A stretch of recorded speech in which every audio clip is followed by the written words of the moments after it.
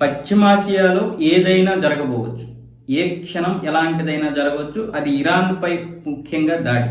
ఆ దాడి ఎలా ఉంటుందో చెప్పలేం, కానీ ప్రస్తుతానికైతే హిందూ మహాసముద్రంలో కార్యక్రమాలు నిర్వహిస్తున్నటువంటి అమెరికాకి చెందిన అబ్రహాం లింకన్తో పాటు అనేక యుద్ధ నౌకలు ఇప్పుడు పశ్చిమాసియా చేరుకున్నాయి.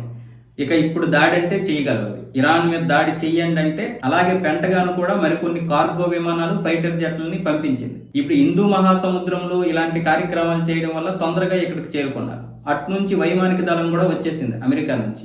అలాగే మరికొన్ని సైనిక స్థావరాలు కూడా సిద్ధంగా ఉన్నాయి. ఏ క్షణమైనా సరే ఇరాన్లో దాడి జరగవచ్చు. కాదు కూడదు, దాడి జరగకూడదంటే ఇప్పుడు ఇరాన్ అధ్యక్షుడు అయాతుల్లా అలీ ఖమేనీ బంకర్ నుంచి బయటకు వచ్చి ఇప్పుడు చర్చలు జరపాలి. ప్రస్తుతానికైతే అతన్ని అత్యంత భద్రతమైనటువంటి ఒక టెహ్రాన్లోని గృహలో ఉంచారు. గృహ అంటే బంకర్లో ఉంచారు. అనేక విధాలుగా ఆయనకి సెక్యూరిటీ కల్పించారు. మూడో కుమారుడు మసూద్ ఖమేనీ ఇప్పుడు బాధ్యతలన్నీ చేపట్టాడు. ఆ బాధ్యతలన్నీ ఆయన చూసుకుంటున్నాడు.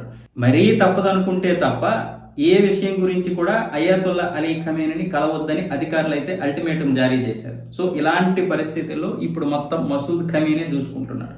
ఆయనకు కూడా చాలా సెక్యూరిటీ ఇచ్చింది. వీళ్ళు కాకుండా మళ్ళీ బాసత్ దళాలు కూడా ఆయనకు ఉన్నాయి. అంటే ఇస్లామిక్ రెవల్యూషన్ గార్డ్స్తో పాటు బాసత్ దళాలు కూడా ఆయనకు సెక్యూరిటీని ఇస్తున్నాయి. ఇలాంటి పరిస్థితుల్లో ఇప్పుడు మొత్తం పశ్చిమాసియాలో అంత సద్దుమణిగిందనుకున్నటువంటి సమయంలో ఇప్పుడు అమెరికాకి చెందినటువంటి నౌకలన్నీ కూడా వచ్చేసాయి.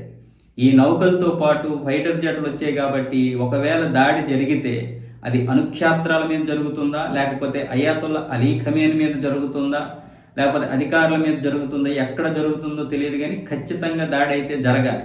ఎందుకు?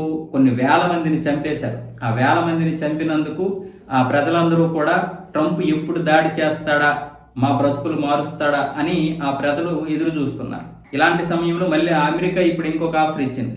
చర్చలు జరగాలనుకుంటే మేము సిద్ధమే, మీరు చర్చలు జరపడానికి రండి, మేము జరిపిస్తాం. కానీ ఆ చర్చలు ఎలాంటివో అయాతుల్లా అలీ ఖమేనీకి తెలుసు. అంటే ఆ చర్చల యొక్క ఫలితాలు ఎలా ఉంటాయో అని చెప్తున్నాడు ఒక అధికారి.